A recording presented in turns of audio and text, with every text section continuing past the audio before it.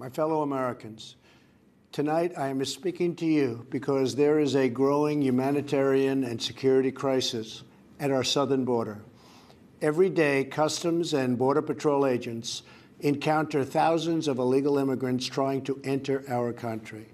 We are out of space to hold them, and we have no way to promptly return them back home to their country. America proudly welcomes millions of lawful immigrants who enrich our society and contribute to our nation. But all Americans are hurt by uncontrolled illegal migration. It strains public resources and drives down jobs and wages. Among those hardest hit are African Americans and Hispanic Americans. Our southern border is a pipeline for vast quantities of illegal drugs, including meth, heroin, cocaine, and fentanyl. Every week, 300 of our citizens are killed by heroin alone, 90% of which floods across from our southern border. More Americans will die from drugs this year than were killed in the entire Vietnam War. In the last 2 years, ICE officers made 266,000 arrests of aliens with criminal records, including those charged or convicted of 100,000 assaults, 30,000 sex crimes, and 4,000 violent killings. Over the years, thousands of Americans have been brutally killed by those who illegally entered our country, and thousands more lives will be lost if we don't act right now. This is a humanitarian crisis, a crisis of the heart and a crisis of the soul. Last month, 20,000 migrant children were illegally brought into the United States, a dramatic increase. These children are used as human pawns by vicious coyotes and ruthless gangs. 1 in 3 women are sexually assaulted on the dangerous trek up through Mexico. Women and children are the biggest victims, by far, of our broken system. This is the tragic reality of illegal immigration on our southern border. This is the cycle of human suffering that I am determined to end. My administration has presented Congress with a detailed proposal to secure the border and stop the criminal gangs, drug smugglers, and human traffickers. It's a tremendous problem. Our proposal was developed by law enforcement professionals and border agents at the Department of Homeland Security. These are the resources they have requested to properly perform their mission and keep America safe, in fact, safer than ever before.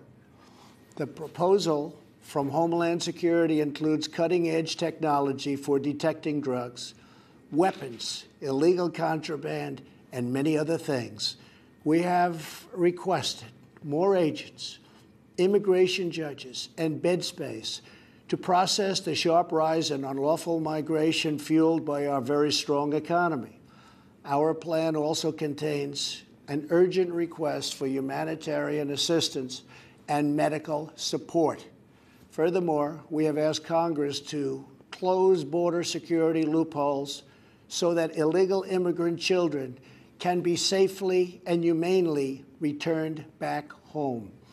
Finally, as part of an overall approach to border security, law enforcement professionals have requested $5.7 billion for a physical barrier.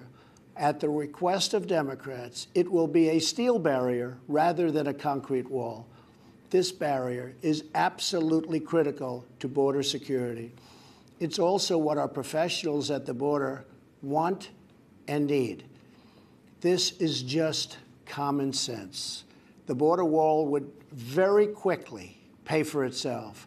The cost of illegal drugs exceeds $500 billion a year, vastly more than the $5.7 billion we have requested from Congress. The wall will also be paid for indirectly by the great new trade deal we have made with Mexico. Senator Chuck Schumer, who you will be hearing from later tonight, has repeatedly supported a physical barrier in the past along with many other Democrats. They changed their mind only after I was elected president.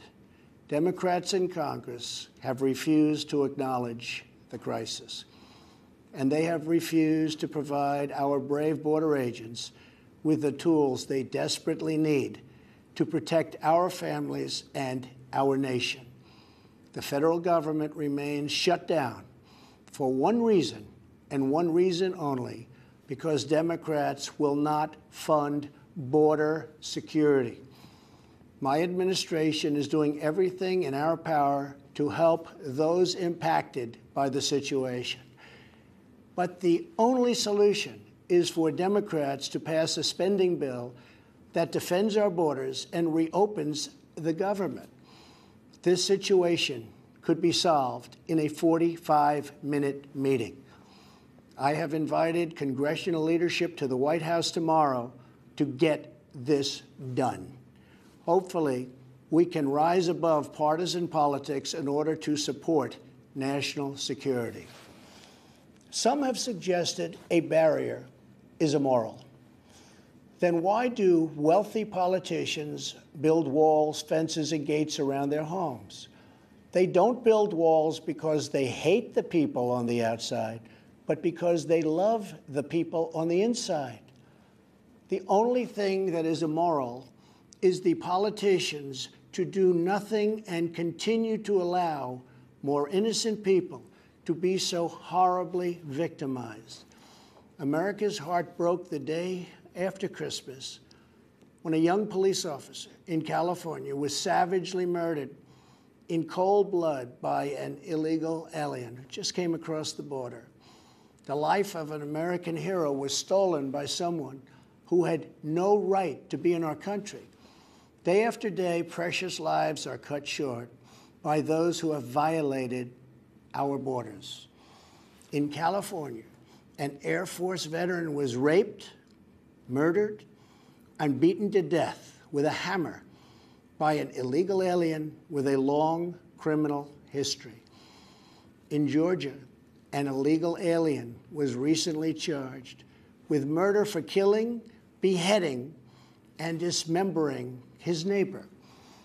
In Maryland, MS-13 gang members who arrived in the United States as unaccompanied minors were arrested and charged last year after viciously stabbing and beating a 16-year-old girl.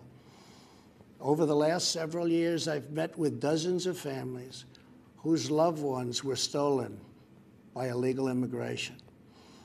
I've held the hands of the weeping mothers and embraced the grief-stricken fathers. So sad, so terrible. I will never forget the pain in their eyes, the tremble in their voices, and the sadness gripping their souls. How much more American blood must we shed before Congress does its job? To those who refuse to compromise in the name of border security, I would ask, imagine if it was your child, your husband, or your wife whose life was so cruelly shattered and totally broken. To every member of Congress, pass a bill that ends this crisis. To every citizen, call Congress and tell them to finally, after all of these decades, secure our border. This is a choice between right and wrong, justice and injustice. This is about whether we fulfill our sacred duty to the American citizens we serve. When I took the oath of office, I swore to protect our country, and that is what I will always do. So help me God. Thank you and good night.